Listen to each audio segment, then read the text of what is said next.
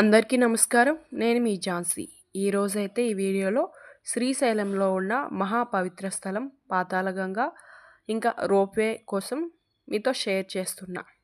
మేమైతే రీసెంట్‌గా శ్రీశైలం వెళ్ళొచ్చాము. పిల్లలందరితో కలిసి టోటల్‌గా 16 మెంబర్స్ అనమాట మేము. ఎప్పటినుంచో వెళ్దామని అనుకుంటున్నాము. కానీ ఇప్పటికైతే అయింది. శివుడు ఆజ్ఞ లేనిదే చీమైనా కుట్టదంటారు కదా! అలాగే ఆయన ఆజ్ఞ లేనిదే ఆయన దర్శనం కూడా మనం చేసుకోలేము. ఈ శ్రీశైలం వ్లాగ్‌ని నేనైతే 2 పార్ట్స్ కింద డివైడ్ చేస్తున్నా. ఎందుకంటే వీడియో లెంత్ అయిపోతుంది. ఈ ఫస్ట్ పార్ట్‌లో అయితే పాతాళగంగ రోప్‌వే మొత్తం కవర్ చేస్తున్నాను. వీడియోనైతే ఎక్కడ స్కిప్ చేయకుండా చూడండి. ఆ శ్రీశైల మల్లికార్జున స్వామిని దర్శనం చేసుకోవాలంటే ప్రతి ఒక్కరు కూడా ముందుగా పాతాళగంగలో స్నానం చేశాకనే ఆ స్వామివారి దర్శనం చేసుకోవాలని నమ్ముతారు. చాలామంది భక్తుల విశ్వాసం. మేమైతే కరెక్ట్‌గా ఈ పాతాళగంగ దగ్గరికి ఆఫ్టర్‌నూన్ 12కి రీచ్ అయ్యామనమాట. అప్పుడైతే చాలా హీట్ ఉంది.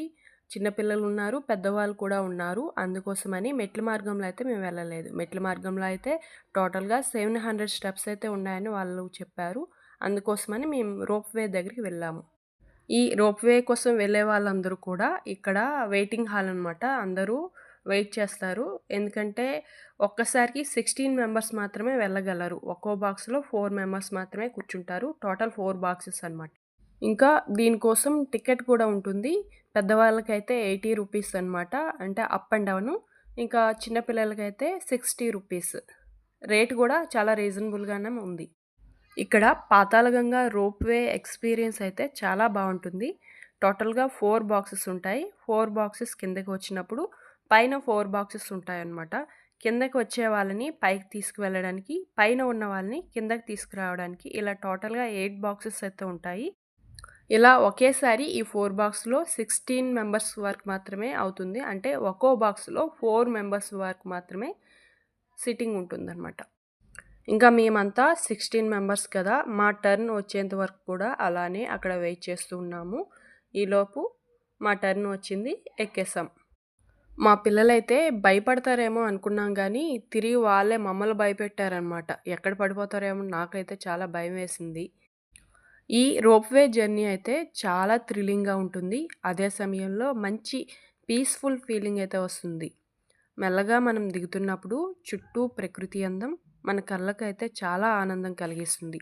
పచ్చని అడవి, కొండల మధ్య ఒక మెమరబుల్ ఎక్స్‌పీరియన్స్ అనే చెప్పాలి.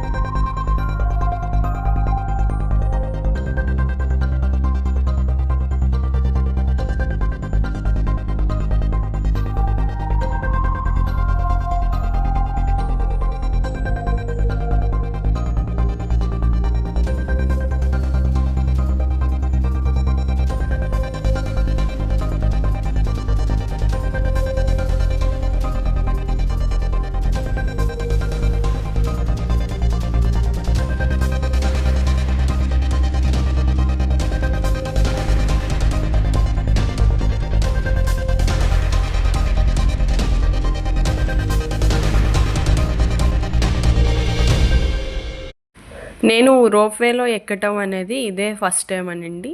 నాకైతే ఎలాంటి భయం అనిపించలేదు. చాలామంది అంటారు కొంచెం భయంగా ఉంటుంది అనేసి.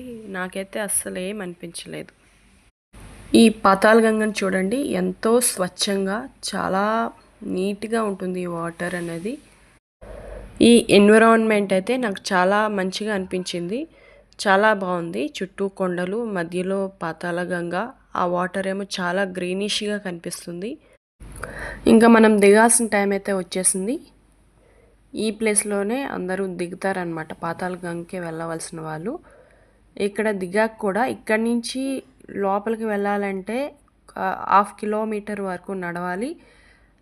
నడిచాక అక్కడ కొన్ని స్టెప్స్ దిగాలన్నమాట. 70 వరకు ఉండొచ్చు, 70 to 100 ఉండొచ్చు మ్యాక్సిమం. అక్కడ ప్లాస్టిక్ యూసేజ్ అనేది అస్సలు ఉండదు. ప్లాస్టిక్ వాటర్ బాటిల్స్ ఉండవు, ప్లాస్టిక్ కవర్స్ కూడా ఉండవు. వాటర్ బాటిల్ కావాలి అంటే 30 రూపీస్ పెట్టి కొనుక్కోవాలి. అది గ్లాస్ బాటిల్లోనే ఇస్తారు. వాటర్ తాగేసి మళ్ళీ వాళ్ళకి ఆ బాటిల్ రిటర్న్ ఇవ్వాలన్నమాట. మేమైతే అక్కడ దిగి 1/2 కిలోమీటర్ వరకు నడుచుకుంటూ వచ్చేసాము. తర్వాత ఇక్కడ దిగాల్సిన స్టెప్స్ ఒక 70 ఉంటాయని చెప్పాను కదా, ఇవన్నీ కూడా దిగేసి పాతాళగంగలోకి అయితే స్నానంకి వస్తున్నాం. ఈ వాటర్లో చేపలు అనేవి పైకి వస్తూ ఉంటే మా పిల్లలు వాటిని చూసి స్నేక్స్ ఏమో అని భయపడి చాలా వరకు ఏడ్చారనమాట. అందులో స్నానం చేయడానికి రాము రాము అని చెప్పేసి.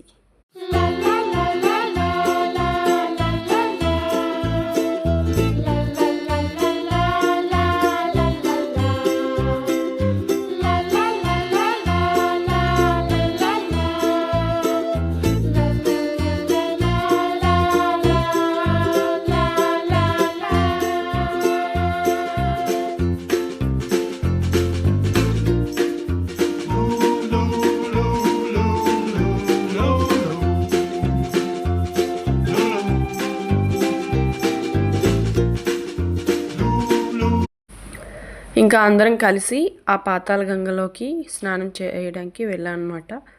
ఒక్కొక్కరం 11 సార్లు చొప్పున ములగాలని చెప్పేసి చెప్పారు. అందుకోసం అందరూ కూడా అదేవిధంగా ఓం నమః శివాయ అంటూ శ్రీమాత్రే నమః అంటూ 11 సార్లు అయితే మునిగి స్నానం చేశారు. ఈ శ్రీశైలం పాతాళగంగేమో భూమి లోపల నుండి పైకి వస్తుందంట. అక్కడే కృష్ణమ్మ దక్షిణాభిముఖంగా వెళ్తుంది, సరస్వతి ఏమో ఉత్తరాభిముఖంగా వస్తుందని చెప్తారు.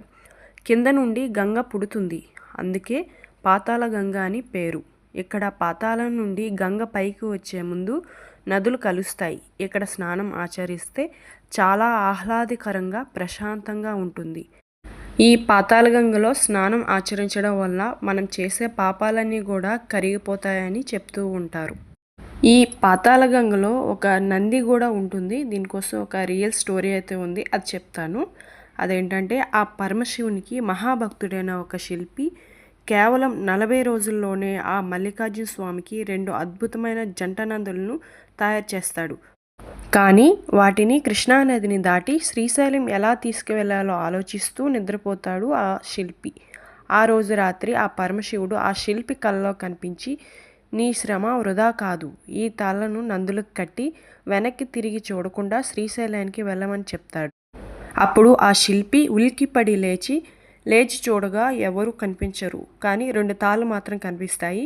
ఆనందంతో ఆ 2 తాళ్ళను తీసుకెళ్లి నందులకి కడతాడు. వెనక్కి తిరిగి చూడకుండా శ్రీశైలానికి బయలుదేరుతాడు. ఆ 2 శిల్పాలు నిజమైన నందులుగా మారి ఆ శిల్పి వెనుక నడుస్తూ ఉంటాయి. పాతాళగంగను చేరుకొని నదిని దాటుతుండగా ఒక నంది కాలు రాళ్లలో ఇరుక్కుపోయినట్లు అనిపించి ఆ శిల్పి వెనక్కి తిరిగి చూస్తాడు. అప్పుడు ఆ నంది మళ్ళీ శిల్పంగా మారిపోతుంది. ఇక చేసేదేం లేక ఇంకో నందిని మాత్రమే శ్రీశైలానికి చేరుస్తారు. ఆ నందే ఇప్పుడు శ్రీశైలం మల్లికార్జున స్వామి ముందు ఉండి శనగల బసవన్నగా పూజలు అందుకుంటుంది. ఆ రెండో నంది మాత్రం పాతాళగంగలోనే 700 అడుగుల లోతులో బొబ్బిలి బసవన్నగా అక్కడే ఉండిపోతుంది. ఇంకా మా పాతాళగంగలో మా స్నానం అంతా అయిపోయిన తర్వాత 1/2 కిలోమీటర్ కూడా నడిచి మళ్ళీ రిటర్న్ వేకి వచ్చేసామన్నమాట పైకి వెళ్ళడానికి. ఇక్కడ కూడా వెయిటింగ్ హాల్ ఉంటుంది. చాలా టైం అయితే వెయిట్ చేయాల్సి వస్తుంది ఇక్కడ కూడా పైకి వెళ్ళడానికి. ఈ పాతాళగంగ రోప్వే జర్నీ అయితే మన జీవితంలో ఒక మర్చిపోలేని అద్భుతం. మీరు శ్రీశైలానికి వచ్చినప్పుడు ఈ రోప్వే ఎక్స్పీరియన్స్ మాత్రం అస్సలు మిస్ అవ్వద్దు. ఈ వీడియో మీకు నచ్చినట్లయితే ప్లీజ్ లైక్ చేయండి, షేర్ చేయండి, సబ్స్క్రైబ్ చేయడం మాత్రం అస్సలు మర్చిపోవద్దు. ఇంకో డివోషనల్ వీడియోతో మళ్ళీ కలుద్దాం. అంతవరకు నమస్తే.